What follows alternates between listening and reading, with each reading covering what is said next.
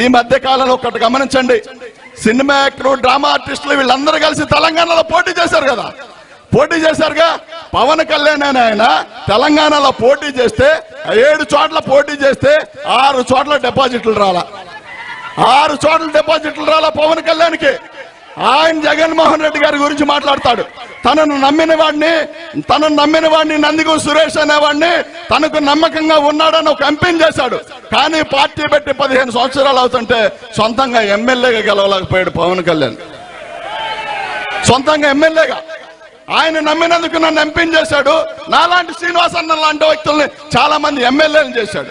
కానీ పవన్ కళ్యాణ్ మాత్రం సొంతంగా గెలవలేకపోయాడు.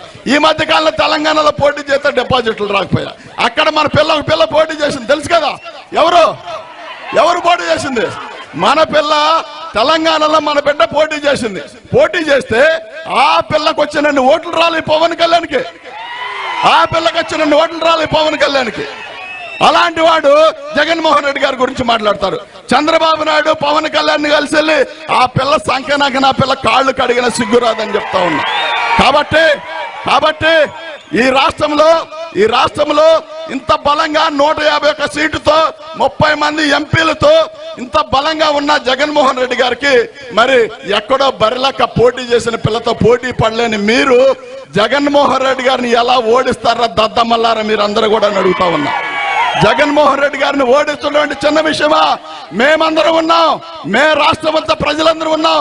ఎస్సీలు ఉన్నాం, బీసీలు ఉన్నాం, మైనార్టీలు ఉన్నాం, ఎస్టీలు ఉన్నాం. కాబట్టి మేమందరం కూడా జగన్మోహన్ రెడ్డి గారి పక్షాన ఉన్నాం. రాజకీయ నాయకులు వస్తారు పోతారు, మాకు శాశ్వతం మాత్రం జగన్మోహన్ రెడ్డి గారే.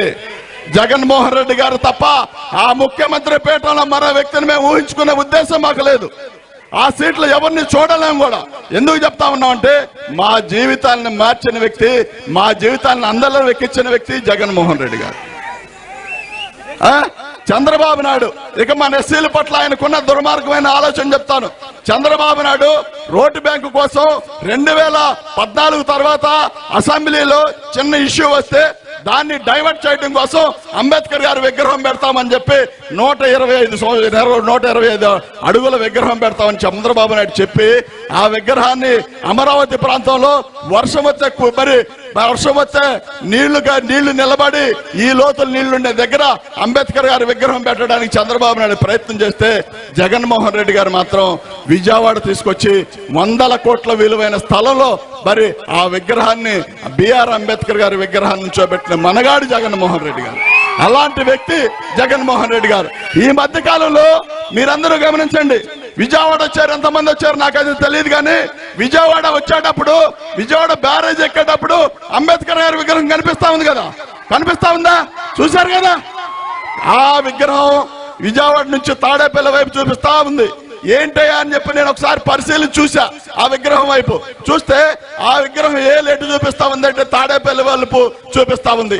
నాకు అనిపించింది ఏంటంటే ఒక్కసారి గమనించండి, ఇదిగో నా ఆలోచనలను, నా ఆశయాలను ముందుకు తీసుకెళ్లే వ్యక్తి, మీ జీవితాలను కల్పించే వ్యక్తి ఆ తాడేపల్లిలో ఉన్నాడు, ఒకసారి చూడండి అని చెప్పి చెప్తున్నట్టుగా అనిపిస్తా ఉంది. కాబట్టి ఈ రాష్ట్రానికి జగన్మోహన్ రెడ్డి గారు అవసరం ఉంది.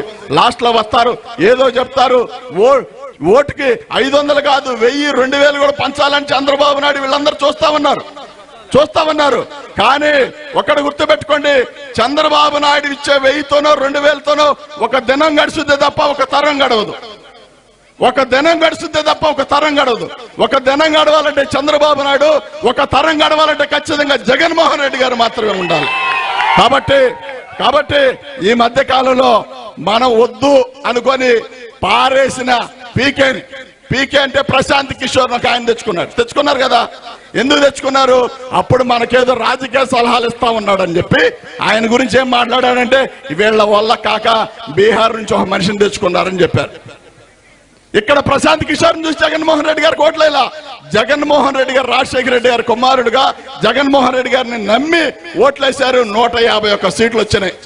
కాబట్టి ప్రశాంత్ కిషోర్ లాంటి వ్యక్తులు పీకే లాంటి వ్యక్తులు, ఆఫ్ నాలెడ్జ్ ఉన్న లోకేష్ లాంటి వ్యక్తులు, మరి వయసు అయిపోయిన చంద్రబాబు నాయుడు లాంటి వాళ్ళు 100 మంది 1000 మంది కట్టగలుసుకొచ్చిన 2024లో జగన్మోహన్ రెడ్డి గారిని గెలుపుని ఎవడు ఆపలేదని చెప్పి తెలియజేస్తూ, ఏది ఏమైనా 600 అగ్రహారం బీడైనా జగన్మోహన్ రెడ్డి గారు ముఖ్యమంత్రి పీఠంలో కూర్చోబోతా ఉన్నాడు. మీరందరూ రాసి పెట్టుకోండి అని చెప్పి తెలియజేస్తూ మీ అందరికి ఒక మాట చెప్పి ముగిస్తా. అన్న ఉన్నారు, మంచి వ్యక్తి, నేను చెప్పాల్సిన అవసరం లేదు, నాకంటే మీకు ఎక్కువ తెలుసు.